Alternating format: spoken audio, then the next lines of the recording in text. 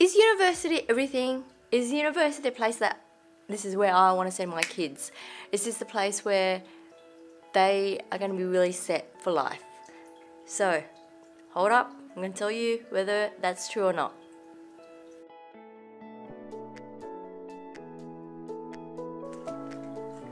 Grandma's Don't tell Grandma this is from me.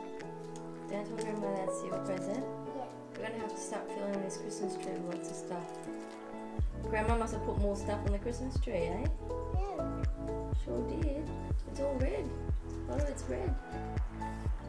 So I've worked in education for the past 15 years, and when I worked in education, I thought and I believed that university was everything and helping people to find their purpose. And if their purpose was to go to university, get a good education, and then find a job, then that was their purpose at the time. But we are so conditioned that going to university is the option. It is the best thing. But you know what? If you're going into a profession like dentistry or medical science or wanting to become a doctor, of course you're going to have to need a qualification. You have to have a certificate. You have to have the practical skills. You have to have the theory behind it. But if you're going to be running your own business or going to journalism or communication or arts, you know, you can actually learn all of this online. You can learn all of this through work, finding a job, getting an internship, finding a placement, volunteering at a place to get the experience that you actually need. University is not everything.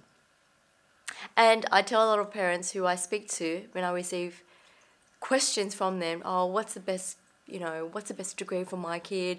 I'm kind of thinking, is it the best degree for your child? Or is it the best degree something that it's for you? Or is it, what is your agenda? What is it really, the fact that you want to send your kids away overseas, especially when I'm overseas and I'm at an event and their parents come up to me and ask me for accounting and finance. I'm kind of going, who wants to do this degree? Is it because you missed out on the degree, or is it because you really want your son to do it or your daughter to do it because it's permanent residency or whatever it is? What is the end goal? Because at the end of the day, I see these kids rolling their eyes going, this is not what I want to do. But I have to get a visa, get to Australia. So for those who are wanting to study overseas and you really want to do what you want, then apply for what you want. Apply for it if this is the qualification that you feel that makes you happy. When you get into it, get your teeth around the work. Get around the work. Get around the exercises. Get around the activities and the studying. Because you don't come over here and then try to have a holiday and wing everything. You gotta put in the hard work. And if you don't put in the hard work, you're not gonna get what you want. It's okay to say, okay, I've got the tools, I've got the books, I've got the equipment. Now what? And then I'm ready, set to go? No, you have to continue to put in the work, put in the effort to do this. So I remember over 15 years, I get that question, what is the right degree? What is the degree that will make money for my child? Everybody's rich in their own way. Rich can be in terms of happiness, rich in terms of love. Rich doesn't mean that just because you've got a lot of money means that you're happy. Not at all. But if it can help you, the money, I'm talking about the wealth, that can help you build something that's much more bigger than yourself and giving back to the community at a much more of a larger scale to help humanity, absolutely. But I want you to think about whether this pathway to go into a university degree, if that is for you. Because at the end of the day, you don't want a massive debt on the back of your head. You don't want a massive debt hanging there. And you don't want to be able to go into a job or build a business and then fail at it.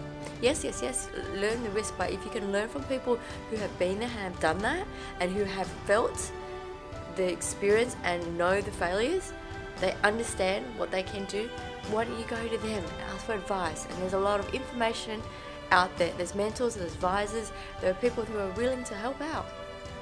But going to university is not the end all of everything. And from my background, I didn't finish university. I did get into university, I did do a year of study, but I didn't finish it. And I went straight into work.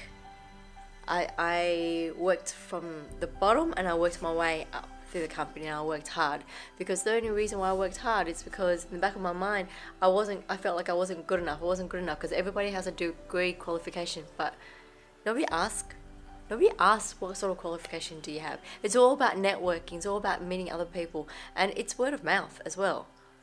But if you got to have the experience, and when you do have the experience, you got to work hard at it and learn from it.